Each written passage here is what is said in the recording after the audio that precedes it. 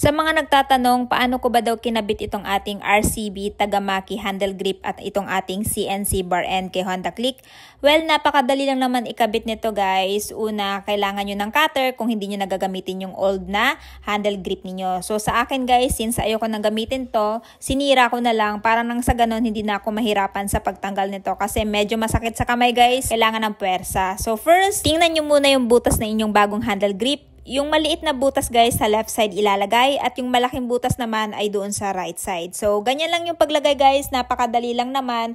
Lagyan nyo muna ng oil parang sa ganun hindi kayo mahirapan sa paglagay ng inyong bagong handle grip. Tapos sa kanyo ilalagay yung bar end. Syempre kailangan ng allen guys sa paglagay ng bar end sa inyong motor. So ganun din yung gagawin nyo sa kabilang side guys, sa right side. Kung hindi nyo naman nagagamitin yung old niyo na handle grip, ayan i-cut nyo na lang. Pero kung gagamitin nyo pa, edi kailangan nyo ng puwersahang pagtanggal yan. Kaya naman kung interested kayo guys sa aking handle grip na gamit na RCB Tagamaki at sa aking CNC bar end, ilalagay ko na lang yung link dyan sa description box para maka-order na din kayo. Let's go!